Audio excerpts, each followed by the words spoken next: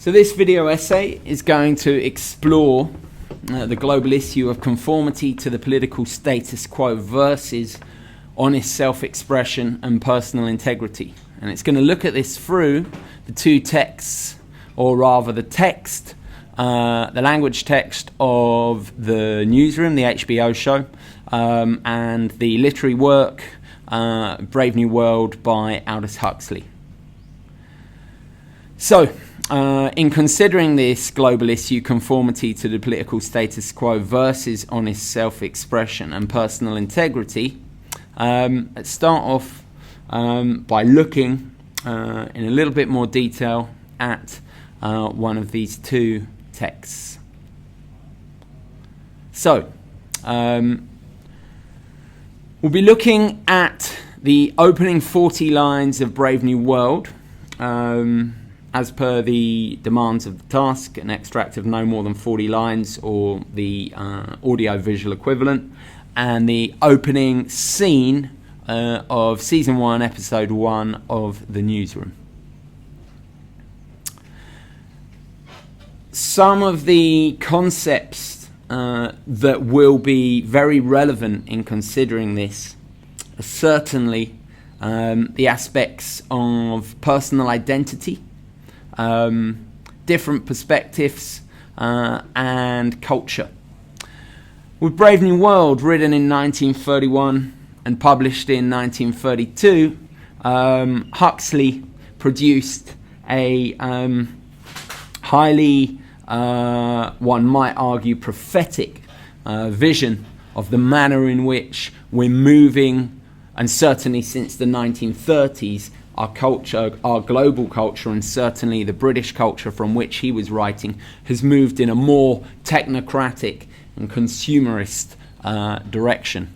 The novel itself, we could broadly define within the sci-fi dystopia genre, although it will be my argument here that particularly if we consider the issue of conformity to the political status quo versus honest self-expression and personal integrity, Huxley moves far beyond any kind of a reductive adherence to the genre tropes of sci-fi. In considering the opening 40 lines of Brave New World, the following authorial choices and the manner in which they convey the technocratic status quo of the world state will be considered. The use of mechanistic and conformist diction, the pronounced use of irony, and together these dimensions will be shown to constitute a powerful form of satire. Satire, of course, being a mode of here literature that uses humour to draw attention to the flaws in here a political hegemony. And another dimension that is produced by this use of mechanistic and conformist diction and irony is the juxtaposition of this incredibly mechanistic world with our tragic hero and his very poetic and humanistic prose, that of course being John the Savage.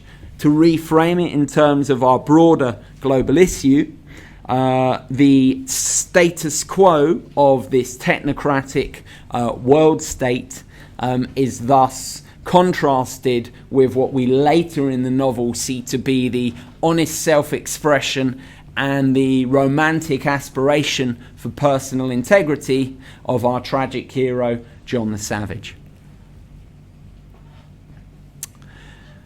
A squat grey building of only 34 stories. Over the main entrance the words Central London Hatchery and Conditioning Centre, and in a shield the world state's motto, community, identity, stability.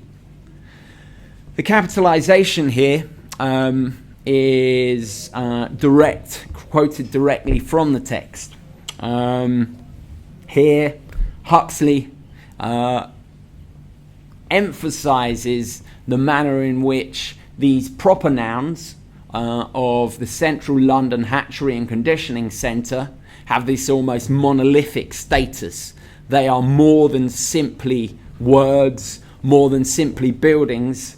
They indeed are entities. We might even go further to reference the theory that was so popular at the time of Marx, of reification. These words convey things, institutional objects that have come to have more power, significance, and autonomy than the human beings themselves. The world state's motto: community, identity, and stability, emphasizing this totalitarian nature of the political status quo. That again will later be contrasted with our tragic hero's attempt at honest self-expression and personal integrity. The enormous room on the ground floor faced towards the north, cold for all the summer beyond the panes, for all the tropical heat of the room itself, a harsh thin light glared.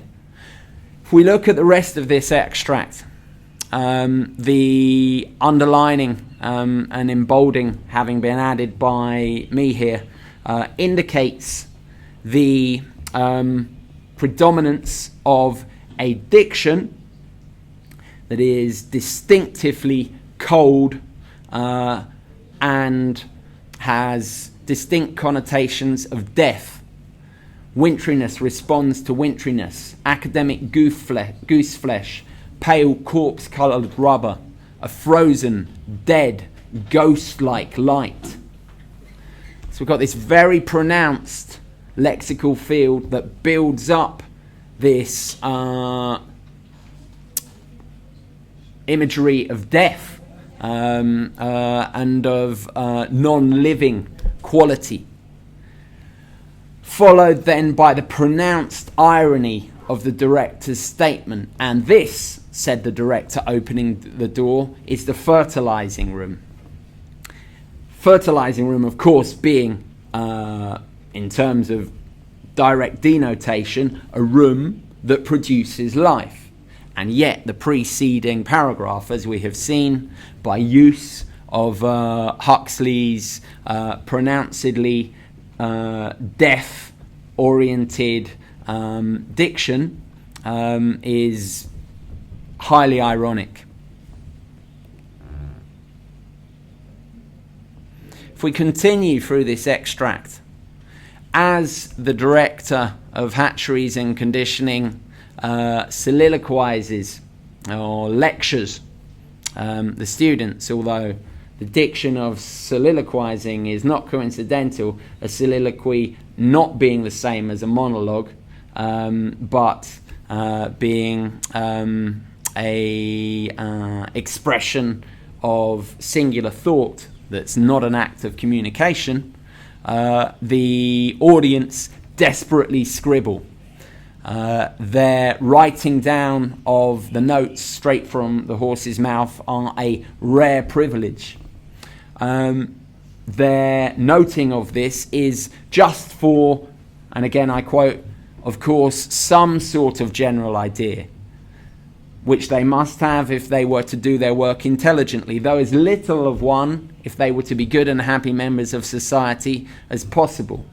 For particulars, as everyone knows, make for virtue and happiness. Generalities are intellectually necessary evils. Again, this satirical excerpt where the students blindly note down the speech of the director emphasizes the manner in which conformity to the status quo and adherence to the orthodoxy, rather than any degree of genuine critical engagement with what they are listening to, or indeed honest self-expression and any sense of personal integrity, is far more important. This is another example of the manner in which Huxley's use of satirical idiom really emphasizes this global issue that conformity to the status quo here in the world state is much more important than honest self-expression and personal integrity. Of course, later in the novel, beyond the 40-line excerpt under which that is under consideration today, we meet John the Savage, who, to quote, "Once God, once poetry, once real danger, once freedom, once goodness, once sin." Just the fluidity of these lines, and indeed the preponderance or the anaphora of the repetition of the I, is indicative of quite how much more concerned with honest self-expression and personal integrity that is much more recognisable to Huxley's contemporary audience in the 1930s, or indeed ourselves in this perhaps highly prescient and prophetic novel, would find to be humane. So, the opening 40 lines of Brave New World pronouncedly convey a world state in which the mechanistic and conformist diction and irony produces a satire that demonstrates that conformity to the political status quo is the absolute, with honest self-expression and personal integrity really being a very faint and distant, even alien consideration at the beginning of this novel.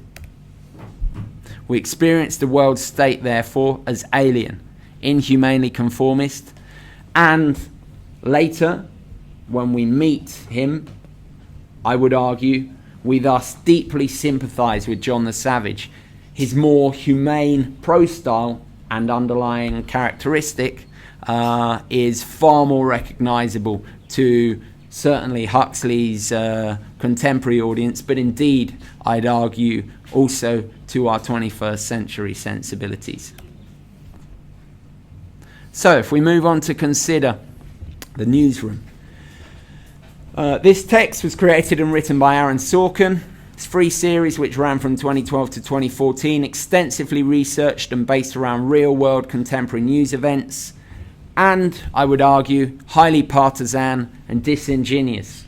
It basically makes a very strong case for the democratic centrist line of politics, leaning indeed towards more left-wing liberal democratic political position. Disingenuous by virtue of its incredibly clever use of a central protagonist, the news anchor, who is nominally a Republican, though so centrist and libertarian leaning in his sensibilities as to effectively be a Democrat. The following authorial choices deconstruct the Punch and Judy show, or the, Democrats versus Republicans partisan nature of US politics. The use of intertextuality and postmodern audience play, cinematography and editing, which again, like as we have just seen with Brave New World, these two authorial choices combine to produce satire and, again, a very sympathetic positioning towards our conflicted hero. The anchor here is less tragically conflicted than John the Savage proves to be, but likewise a conflicted hero towards whom we find ourselves occupying a very sympathetic position.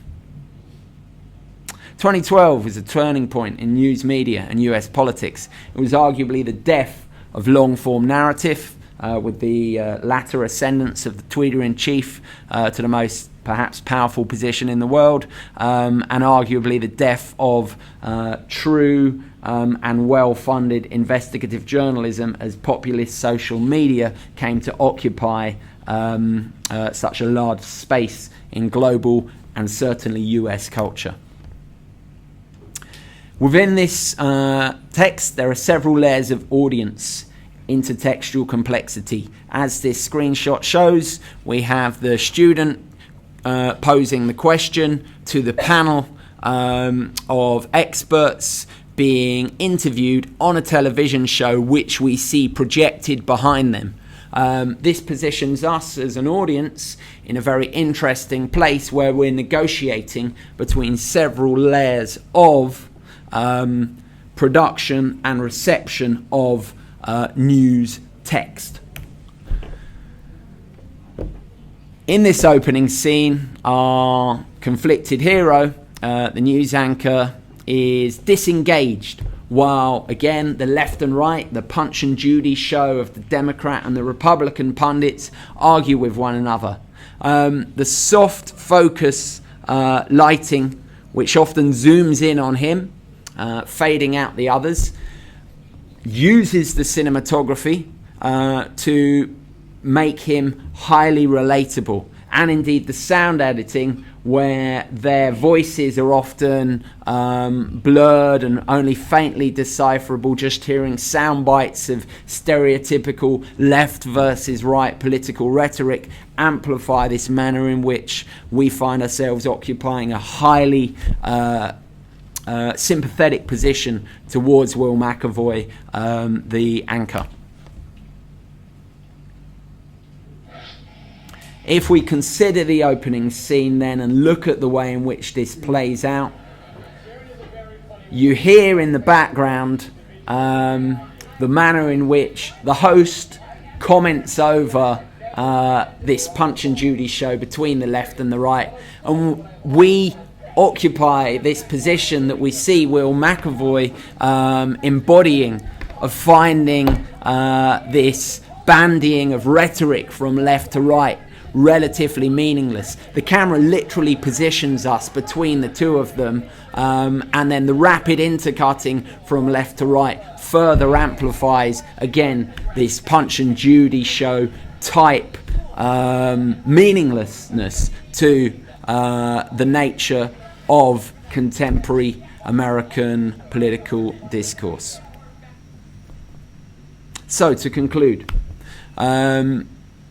satire is the mode through which both of these texts, or this literary work and this text, position us with great sympathy towards the conflicted hero who's reaching for something like honest self-expression and personal integrity in a world, be that a fictional extrapolation into the 21st century, well, 23rd century from the 1930s, or indeed Aaron Sorkin's contemporary reality, in which we, like those heroes, hunger for an honest self-expression and the possibility of personal integrity in a world that abjectly denies it. Thank you. Cool. Okay.